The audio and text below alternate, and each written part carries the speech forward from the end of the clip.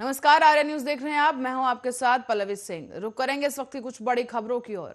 शुरुआत करेंगे आंध्र प्रदेश से। आंध्र प्रदेश के उद्योग और आईटी मंत्री मूकापति गौतम रेड्डी का दिल का दौरा पड़ने से निधन हो गया है। सोमवार की सुबह ही उनके सीने में दर्द के चलते अचानक वो जमीन पर गिर पड़े। हालांकि उस वक्त उनके परिवार के सदस्यों ने उन्हें तुरंत ही हैदराबाद के अपोलो अस्पताल में भर्ती कराया, जहां आईसीयू में इलाज के दौरान ही उन्हें मृत घोषित कर दिया गया है।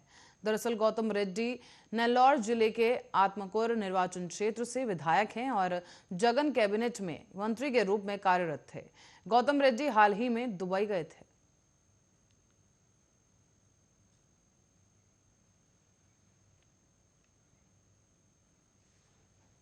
और यूपी चुनाव में तीसरे चरण का मतदान अब समाप्त हो चुका है, लेकिन राजनीतिक नेताओं की जुबान जंग तेज होती जा रही है। बात अब चुनावी बयानबाजी से आगे बढ़कर व्यक्तिगत हो गई है। एक दूसरे पर व्यक्तिगत टीका टिप्पणी का दौर शुरू हो गया है। अयोध्या के रुदौली विधानसभा में अपने प्रत्याशी का चुनाव प्रचार करने पहुंचे समाजवादी पार्टी के प्रमुख अखिलेश यादव ने सीधे तौर पर मुख्यमंत्री योगी आदित्यनाथ पर निशाना साधा। सपा प्रमुख ने एक अंग्रेजी अखबार में छपी एक खबर के हवाले से कहा कि जो अब तक दूसरों का नाम बदलते थे, अब उनका ही नाम बदल गया है और नया नाम है बुलडोजर बाबा। इसको लेकर अखिलेश यादव ने योगी आदित्यनाथ पर जमकर चुटकी ली। बात यहीं तक नहीं रुकी। अपने भाषण के दौरान अखिलेश यादव लगभग 10 मिनट तक योगी आदित्यनाथ पर टिप्पणी करते नजर आए। उन्होंने कई प्रतिष्ठित अखबारों से बात करते हुए यह भी कहा कि मैं 12 बजे सोकर उठता हूं, मेरी और उनकी दीवार सटी हुई है, इसलिए मैं भी रात और दिन में पड़ोसी पर नजर रखता हूं। जब मैं देखता हूं तो उस तरफ से रुक रुक कर धुआं उठता दिखाई देता है। अखिलेश यादव ने यह भी कहा कि अंग्रेजी का सबसे प्रतिष्ठित अखबार अभी जिन साथियों ने अखबार पढ़ा होगा अभी गांव में नहीं पहुंचा होगा, लेकिन हमारे पत्रकार साथी जानते होंगे। ये जो मुख्यमंत्री दूसरों का रंग बदलकर अपना नाम बदलते थे और अपना नाम बताते थे, इस बार अंग्रेजी के एक प्रतिष्ठित अखबार ने उनका ही नाम बदल दिया है। उनका नया नाम रखा गया है बाबा बुलडोजर। मैंने नहीं रखा है। पत्रकार साथियां, ये गलती मत करना। ये नाम मैंने नहीं रखा है। मैंने सुबह अंग्रेजी का अखबार पढ़ा, इतना अच्छा लगा कि जो दूसरों का नाम बदलते थे, इस बार उनका ही नाम बदल गया है। नाम बुलडोजर बाबा है और अब हमारे पूज्य संत यहाँ बैठे हैं। सब संतों के अलग अलग नाम होते हैं, तो सोचो जैसे ही तीसरे चरण का मतदान खत्म होने जा रहा है, इनका नाम अपने आप बदल गया है और जिस समय वोट पड़ेगा उत्तर प्रदेश की सरकार ही बदल जाएगी।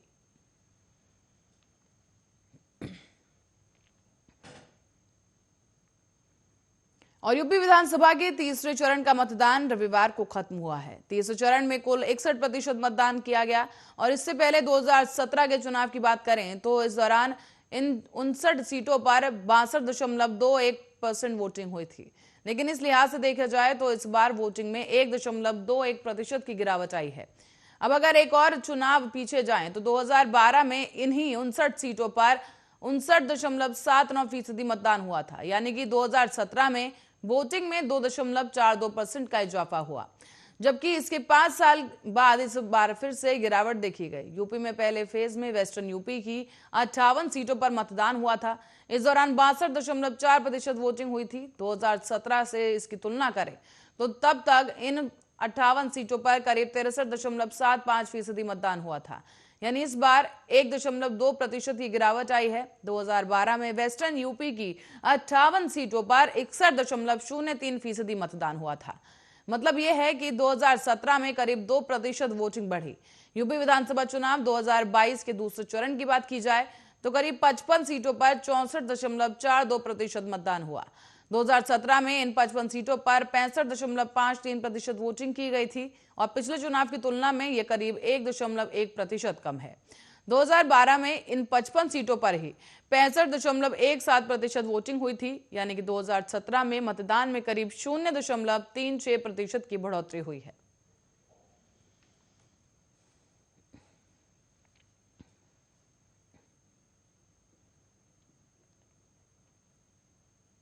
और यूपी की राजधानी लखनऊ के पीजीआई थाना क्षेत्र में एक महिला का शव मिलने के बाद सनसनी फैल गई है।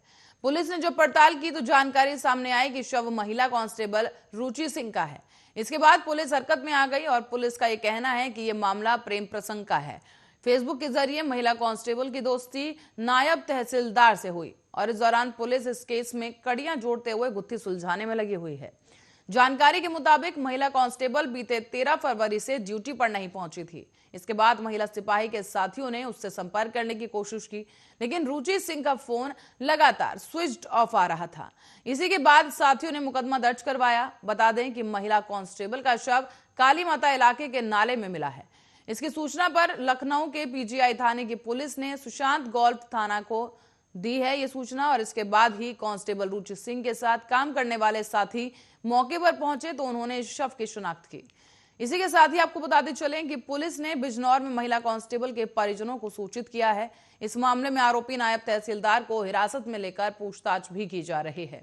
जानकारी के मुताबिक हत्या की आशंका जताई जा रही है। हालांकि लखनऊ पुलिस का यह कहना है कि वो जल्द ही इस गुत्थी को सुलझाएगी और आखिर महिला का शव नाले में कैसे मिला इसकी भी पड़ताल की जा रही है।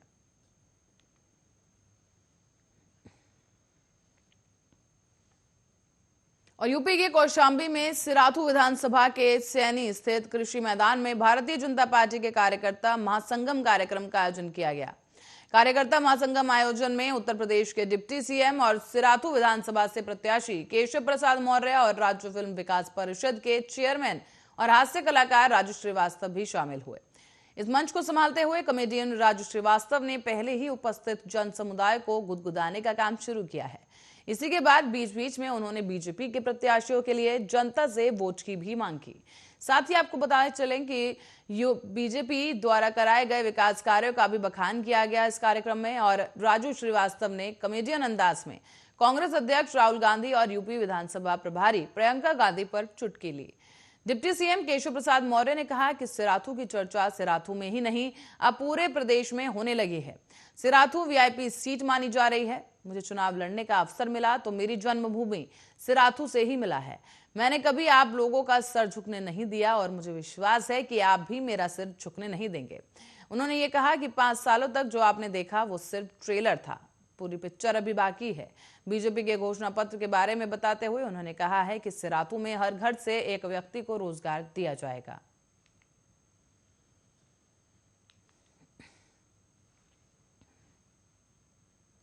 तो वहीं कर्नाटक में रविवार की देर रात बजरंग दल के एक कार्यकर्ता की चाकू मारकर हत्या करने का मामला सामने आया है।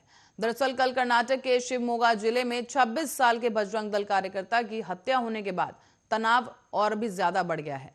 घटना रात 9 बजे की बताई गई और मिली जानकारी के अनुसार विक्टिम का नाम हर्षा बताया गया है। तो वहीं पुलिस की माने तो शुरुआती जांच में इसे हिजाब विवाद से जोड़कर देखा जा रहा है।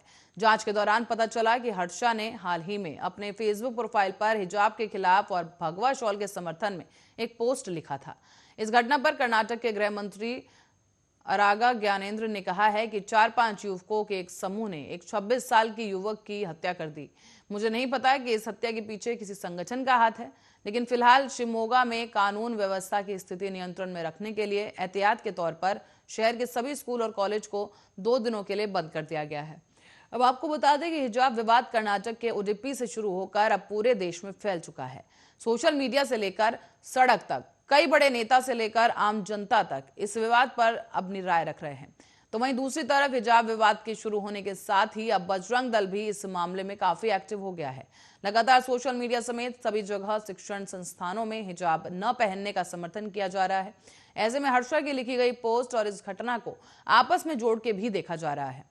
हालांकि पुलिस अभी इस पर कुछ भी बोलने से बच रही है, लेकिन एक तरफ जहां कर्नाटक में हिजाब विवाद को लेकर माहौल पहले से ही चुनावपूर्ण था और तनावपूर्ण माहौल बना हुआ था, ऐसे में अब बजरंग दल की एक कार्यकर्ता की हत्या के बाद इसके बीच अब लोगों के बीच भी डर की स्थिति बन गई है। तो वहीं इस मामले में फिलहाल जांच की जा रही है। जिले की सुरक्षा बढ़ा दी गई है।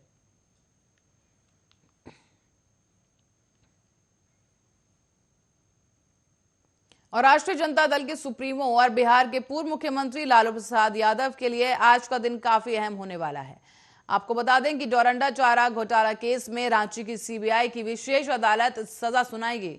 और बताते चलें कि इस मामले में 15 फरवरी को कोर्ट ने लालू प्रसाद यादव को दोषी करार दिया था। इस 5वें केस से पहले लालू यादव को 4 दूसरे केसों में 14 साल की सजा मिल चुकी है। ऐसे में आपको बता दें कि 139 करोड़ रुपए के डोरंडा चारा घोटाले में आज लालू यादव समेत करीब 38 दोषियों को वीडियो कॉन्फ्रेंसिंग के जरिए सजा सुनाई जाएगी। इसके पहले 15 फरवरी को सीबीआई की विशेष अदालत ने और विशेष अदालत के न्यायाधीश S.K. शशि ने 41 लोगों को दोषी करार दिया था और सजा के लिए 21 फरवरी की तारीख तय की गई थी। आज इनमें से 38 को सजा दी जाएगी। 3 अन्य दोषी 15 फरवरी को अदालत में पेश नहीं हुए थे और उनके खिलाफ गैर जमानती वारंट जारी हो चुका है। आज जिन 38 लोगों को सजा सुनाई जाएगी उनमें से 35 बिरसा मुंडा जेल में बंद हैं, जबकि लालू प्रसाद यादव, डॉक्टर KM प्रसाद और यशवंत सहाय स्वास्थ्य कारणों से जेल के बाहर राजेंद्र आयुर्विज्ञान संस्थान यानी कि रिम्स में भर्ती किए गए हैं।